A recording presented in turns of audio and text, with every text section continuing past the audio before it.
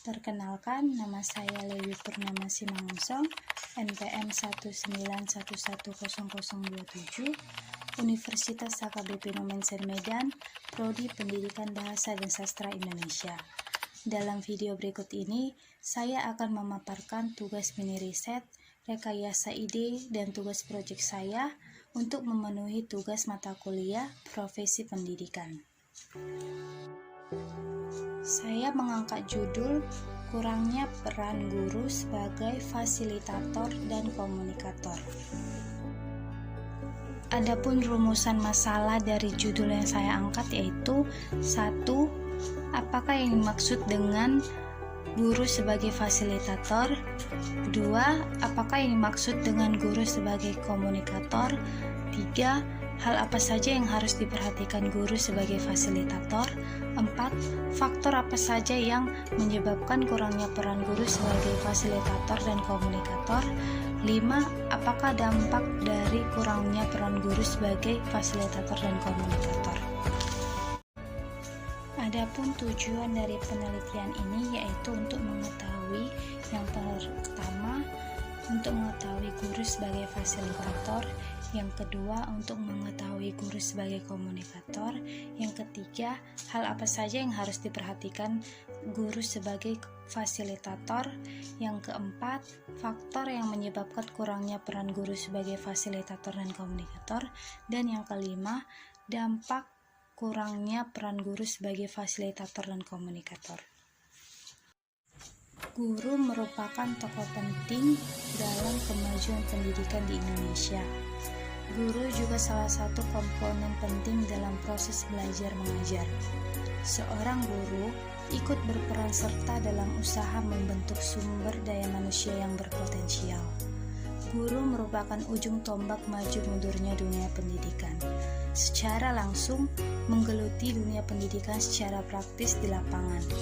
Indonesia sangat membutuhkan guru profesional yang mampu untuk mendidik anak bangsa menjadi penerus bangsa yang memiliki kualitas. Apabila seorang guru tidak punya profesional, maka murid yang dididik akan sulit untuk tumbuh dan berkembang dengan baik. Dengan adanya guru yang profesional dan berkualitas, maka akan mampu mencetak anak bangsa yang berkualitas pula.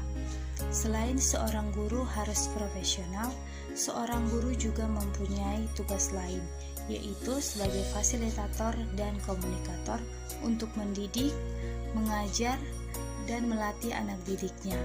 Seorang guru juga harus mempunyai wawasan dan pengetahuan yang luas, dan konsep keilmuan yang berhubungan dengan guru profesional. Guru sebagai fasilitator. Fasilitator adalah seseorang yang membantu sekelompok orang memahami tujuan bersama mereka dan membantu mereka membuat rencana guna mencapai tujuan tersebut tanpa mengambil posisi tertentu dalam diskusi. Guru sebagai fasilitator bertugas memfasilitasi pembelajaran yang berlangsung pada diri peserta didik, sehingga mereka memperoleh pengalaman belajar yang nyata dan otentik. Dengan memfasilitasi pembelajaran, berarti guru berusaha mengajak dan membawa seluruh peserta didik untuk berpartisipasi. Dalam konteks pendidikan, istilah fasilitator semula lebih banyak diterapkan untuk kepentingan pendidikan orang dewasa atau andragogi, khususnya dalam lingkungan pendidikan non-formal. Namun, sejalan dengan perubahan makna pengajaran yang lebih menekankan pada aktivitas siswa, belakangan ini di Indonesia istilah fasilitator pun mulai diadopsi dalam lingkungan pendidikan formal di sekolah, yakni berkenaan dengan peran guru pada saat melaksanakan interaksi belajar mengajar. Yang kedua, guru sebagai komunikator. Komunikasi sebenarnya berasal dari bahasa Inggris, yaitu communication, berasal dari kata communicatio atau dari kata komunis yang berarti sama atau sama maknanya. Dengan kata lain, komunikasi memberi pengertian bersama dengan maksud mengubah pikiran, sikap, perilaku, penerima, dan melakukan yang diinginkan oleh komunikator. Ditinjau dari peran guru di dalam proses belajar mengajar, guru juga berperan sebagai seorang komunikator, mengkomunikasikan materi pelajaran dalam bentuk verbal dan non-verbal. Pesan dalam bentuk verbal tersebut dirancang untuk disajikan dalam beberapa kali pertemuan dan diterapkan sesuai dengan standar kompetensi dasar, indikator, media, dan dalam alokasi waktu yang sesuai dengan beban dan muatan materi. Sedangkan pelajaran nonverbal sendiri adalah informasi yang berupa visualisasi. Menjadi guru sebagai fasilitator tidaklah mudah. Ada beberapa hal yang harus diperhatikan guru sebagai fasilitator.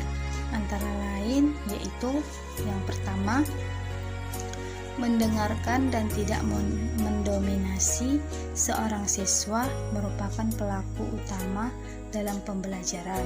Maka sebagai fasilitator, guru harus memberi kesempatan agar siswa dapat aktif. Yang kedua, bersikap sabar. Guru harus mampu untuk bersikap sabar terhadap peserta didik yang dididiknya. Yang ketiga, menghargai dan rendah hati. Guru berupaya menghargai siswa dengan menunjukkan minat yang sungguh-sungguh pada pengetahuan dan pengalaman mereka. Jadi, jika ada murid-murid yang berprestasi, maka perlu kita menghargai prestasi mereka. Atau jika dia sudah aktif dalam proses belajar mengajar, itu juga diperlukan untuk menghargai mereka agar mereka semakin semangat untuk mengikuti proses belajar mengajar. Yang keempat, mau belajar. Seorang guru tidak akan dapat bekerja sama dengan siswa apabila dia tidak ingin memahami atau belajar tentang mereka.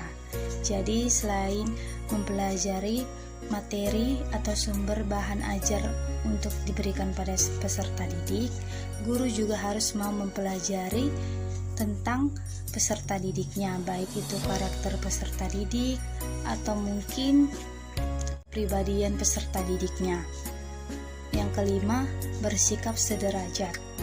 Guru perlu mengembangkan sikap sederajat agar bisa diterima sebagai teman atau mitra kerja oleh siswanya. Seringkali kita lihat guru dan siswa itu seperti top and down, guru di atas dan siswa menjadi bawahan.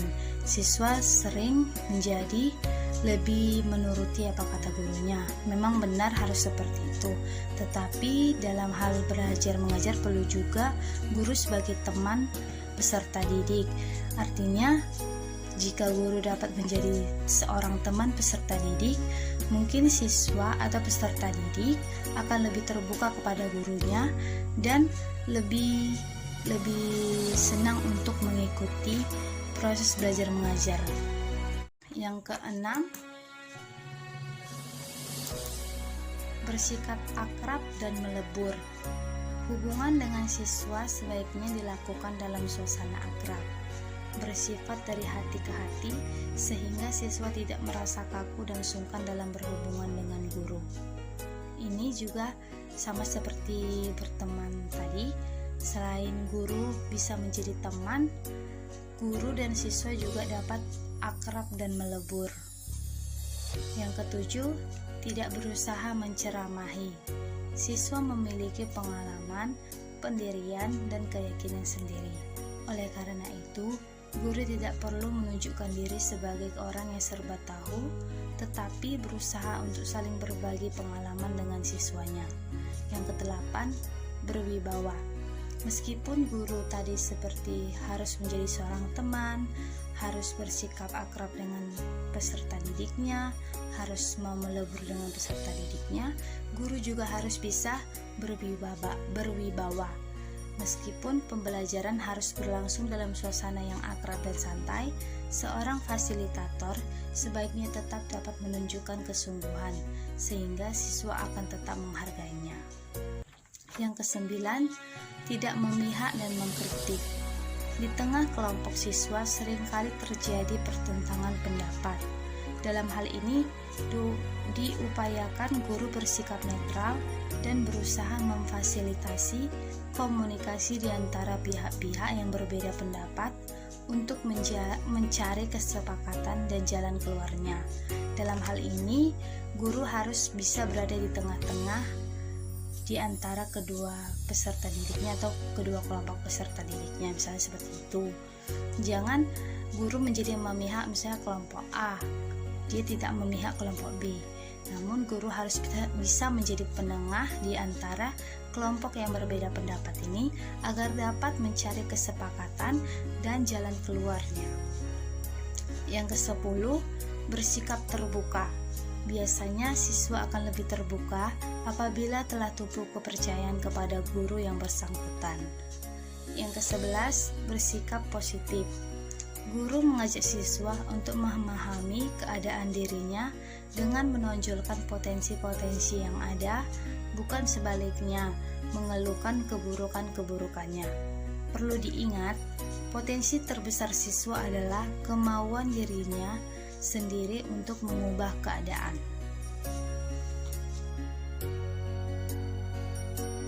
Faktor yang menyebabkan kurangnya peran guru sebagai fasilitator. 1. Faktor kurangnya pengalaman. Yang kedua, faktor masih kurangnya wawasan guru mengenai teori guru. Yang ketiga, faktor minimnya fasilitas sekolah. Yang keempat, faktor kebiasaan lama guru dalam mengajar terlalu kuat. Yang kelima, kurangnya guru melakukan studi banding ke sekolah-sekolah yang dianggap telah berhasil menerapkan peran guru sebagai fasilitator. Yang B, faktor yang menyebabkan kurangnya peran guru sebagai komunikator, yaitu 1. Faktor intrapersonal.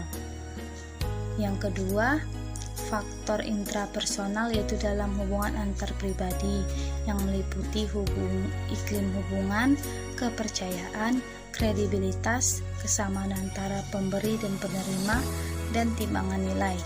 Yang ketiga, faktor organisasional, yaitu hal-hal yang terdapat dalam organisasi. Yang keempat, faktor teknologis, yaitu faktor yang berkaitan dengan unsur penunjang komunikasi seperti bahasa dan makna, rangsangan-rangsangan nonverbal, keefektifan saluran, tekanan waktu, dan beban informasi. Dampak dari kurangnya peran guru sebagai fasilitator dan komunikator antara lain adalah 1. Siswa tidak mendapatkan pemahaman pembelajaran sebab guru tidak menjalankan perannya, yaitu untuk memfasilitasi pembelajaran yang berlangsung pada peserta didik. Yang kedua, siswa menjadi kurang memperoleh pengalaman belajar yang nyata dan otentik. Yang ketiga, tidak tercapainya tujuan pembelajaran. Yang keempat, berkurangnya interaksi dan komunikasi antara guru dan peserta didik. Yang kelima, guru lebih banyak menyampaikan isi materi atau menjelaskan tanpa memberikan waktu kepada siswa untuk bertanya jawab, sehingga cenderung membuat siswa lebih jenuh atau tidak aktif saat belajar.